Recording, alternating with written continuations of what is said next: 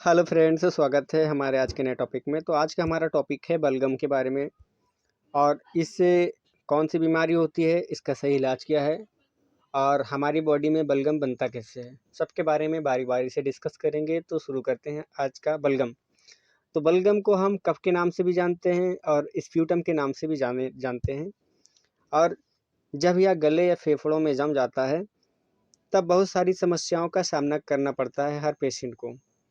Like खांसी आना, सांस फूलना बार बार, और उसके साथ साथ बलगम आना खांसी के साथ साथ, और सांस लेते समय गले में घड़घड़ाहट की या गड़गड़ाहट की आवाज़ आना।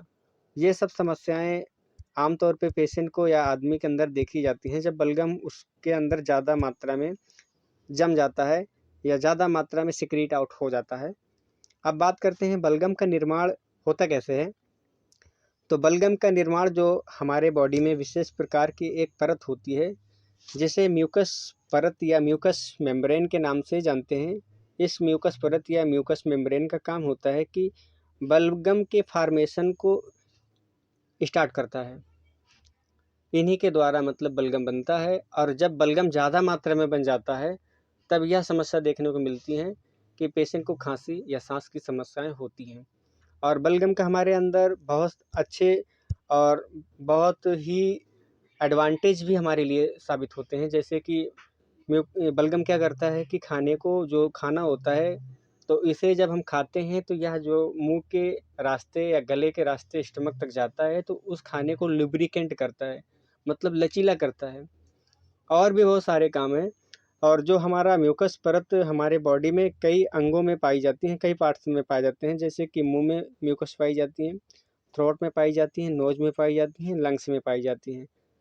तो यहाँ पर पाई जाती हैं और मतलब कि इनके काम भी बहुत अच्छे होते हैं, लेकिन लेवल में रहे तो। अब हम बात करेंगे बलगम के जमने के जो कारण होते हैं, उनको हम बात बताते हैं कि जो बलगम जमने के कारण मेनली हैं, जैसे कि धूम्रपान या स्मोकिंग करना, जैसे कि अस्थमा का पेशेंट हो गया, एसिड रिफ्लेक्शन हो गया, मतलब कि एसिड का मुंह के रास्ते उल्टा मतलब कि रिफ्लेक्स होना। यह जो निमोनिया का कंडीशन होता है, उन कंडीशंस में मतलब कि बलगम ज़्यादा मात्रा में या ज़्यादा जमते हैं। और एक्यूट ब्रोंकाइटिस हो गया, या क्रोनिक ब्रोंकाइटिस हो गया, या क्रोनिक ऑब्स्ट्रक्टिव पल्मोनरी डिजीज हो गया। इन सब कंडीशन में ये प्रॉब्लम्स मोस्टली देखे जाते हैं। अब हम बात करते हैं बलगम के जो इलाज होते हैं, वह बेसिकली दो प्रकार से होते हैं। एक तो होता है घरेलू उपाय, और दूसरा हमारा होता है एलोपैथ या होम्योपैथ के द्वारा जो इलाज होता है। तो पहले हम बताएंगे कुछ घरेलू उपाय होते हैं। जैसे कि जिन पेशेंट को या जिन आदमी के अंदर यह प्रॉब्लम देखने को मिलती है कि उसको खांसी आती है, सांस फूलता है, बार बार बलगम गिरता है खांसी के साथ में, तो उस पेशेंट को या उस आदमी को जो अदरक की चाय होती है उसे सुबह शाम या दोपहर में तीनों बार दिया जा सकता है। और साथ ही साथ अगर पेशेंट दारू शराब पीता है तो उसे कम मात्रा में, बहुत कम मात्रा में ब्रांडी या मतलब कि अल्कोहल भी दे सकते हैं। इससे काफ़ी मात्रा में जो है इस प्रॉब्लम को दूर किया जाता है। और उसके साथ साथ में जो हॉट पेपर्स या काली मिर्च होती हैं उनको भी दिया जा सकता है। और बात करें हनी की, जो मतलब कि मधुमक्खी का शहद होता है, उस मधुमक्खी को शहद को भी दिन में 2 या 3 बार चम्मच से उसको खाने के लिए सजेस्ट किया जा सकता है, या खाने से उसको काफ़ी मात्रा में आराम देखने को मिलेगा।